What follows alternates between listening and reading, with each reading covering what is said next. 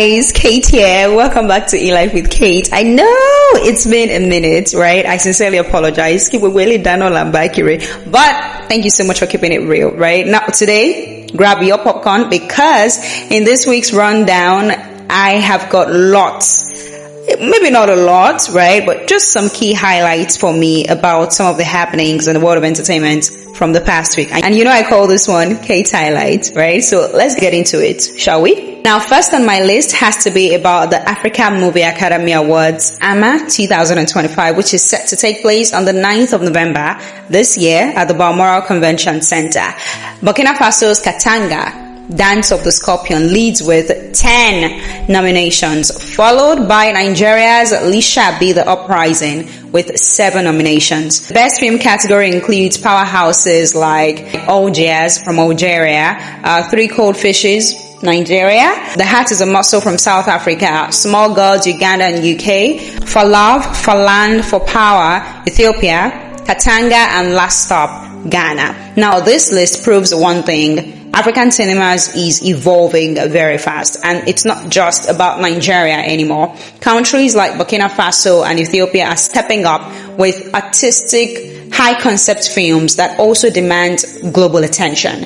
And that in turn means that Nollywood has to step up its game. Yes, we're doing great.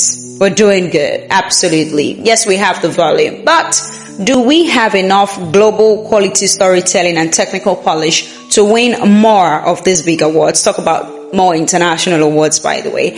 Again, cinema in Africa is not just about Nollywood anymore. Although, don't get it twisted, like I said, it is still very huge.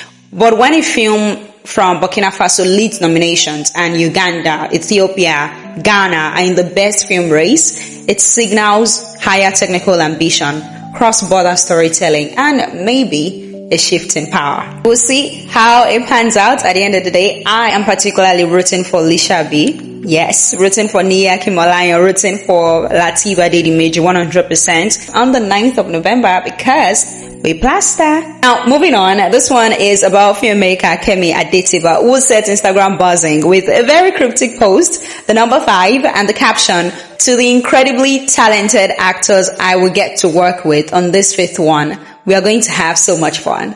Now, she teased her 5th film, major directorial project following The Wedding Party, King of Boys, The Return of the King, and of course, To Kill a Monkey. Now, why does this matter? Kemi Adetiba is one of the heavy hitters in Nigerian film and TV. Her teasing something means one of two things, as far as I'm concerned.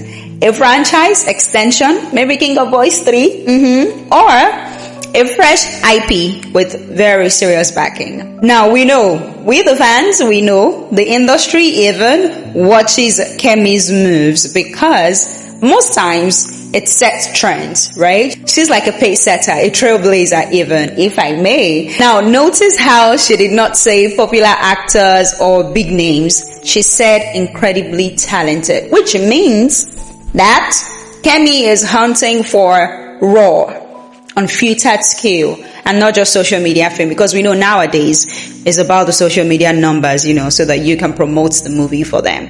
But all of that aside, I am hyped about this one, but a little bit cautious as well. Hence my question. Would you rather a filmmaker surprise you with a finished film drop or enjoy the build-up and teasers? I'm very, very curious because most times we see how they tease this. Kemi Adetiba aside, let me put that out there first of all, right? We see how filmmakers come out, they tease these movies. Some even do a movie production to tease a new movie that is coming up. But at the end of the day, when we watch it, it doesn't even meet expectations. So that's what I'm asking. Let me know what you think in the comments about that. Okay guys, let's move to one of the stories that broke the internet and made it to my highlights from the past week. Tiwa Savage saying, "I don't mind being a second wife." Now, this came during a candid interview where she said she's never cheated and could get along with the first wife because I'm not going to be troublesome. As far as I'm concerned, that's a jaw dropper for me because in a society where the second wife label carries so much stigma, Tiwa just walked right into the fire with a smile. Remember Kemi Adetiba also said something along the lines of being a second, third, fourth, fifth wife. This time, very interesting. But interestingly, I think that this is more than just a statement. I feel like it is a strategy, right? Tiwa Savage knows how to command attention. She's a global star and she understands how controversy fuels conversation. But we cannot ignore the fact that underneath the headline, there is a deeper cultural debate. I know maybe I'm thinking too deep, but it is what it is. Is Tiwa being progressive? Embracing the reality of polygamy that exists in parts of African culture? Or is she unintentionally normalizing something that can harm women, quote unquote, emotionally and even socially? Personally, I think, oh, you saw what I did there, the lily. But personally, I think it is both brave and risky. Brave because she's open about what many might secretly think but never say. Risky because it could maybe divide her fan base, especially among young women who see her as a symbol of independence. But who cares, really? Whatever tickles your fancy at the end of the day. Let us not forget, Tiwa Savage has been through public heartbreak and scandals before. So maybe this is a way of saying, you know what? I am done pretending, I don't want perfection. I'm done pretending perfection or whatnot. I want peace, not pressure. But would polygamy bring peace though? Just asking. So let me know. How do you feel about Tiwa Savage's statement? Is it honest realism or unnecessary controversy? Would you ever be a second wife?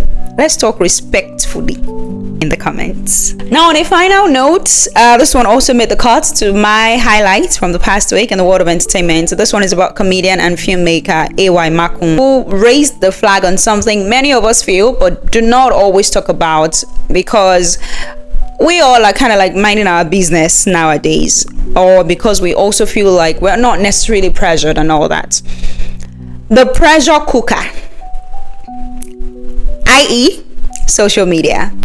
Now, in a recent Instagram post, he said essentially, don't fall for social media pressure, pointing out that so many people that you envy, maybe not envy is a very strong word, so maybe let's say looking up to, or you feel like, oh, I want to have a car like this person, oh, I want to have a house like this person, oh, I want to do this like this person, and whatnot, who are online, of course, are borrowing wigs, outfits, lifestyles, and you're asking yourself, when is it going to be your turn? When is it going to be my turn? I feel like we've all been there one way or the other, right? At some point of our lives, where we see somebody in our field doing something, and we're like, oh my goodness, I wish I was, that kind of stuff. We cannot deny that, I think, because our feeds are like curated highlights reels, right? So AY said that many of them are borrowed or fake, because if everyone is comparing upward, the truth is we are all going to feel lower,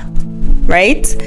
I think AY's message is timely, especially for younger fans and creators who see success defined by looks rather than being. And I think we cannot overemphasize the fact that we need more talk about authenticity over optics. This is not just an advice, it is a reality check. Because in a country where economic hardship is real, chasing soft life aesthetics online can lead people into depression, into debt, or even scams. Yes, we've seen that play out well. So yeah, I think that's my 2 cents on that one. But have you ever felt social media pressure to live a certain way? And if yes, what did you do about it? I really want to know. Let's talk about this in the comments. Maybe I'll share mine as well. So guys, thank you for watching. That is your weekly entertainment roundup with Kate, my highlights in the world of entertainment from the past week. Now, if I had to pick the biggest takeaway, African entertainment is moving faster than we sometimes admit. And as fans, we get to watch the ride and critique when needed, maybe. So if you enjoyed this, smash that like button, subscribe if you haven't yet, and tell me in the comments which of today's stories you think will maybe evolve into something major. I'll see you next week. So until then, make sure to stay curious, stay entertained, and keep it real. Bye, guys.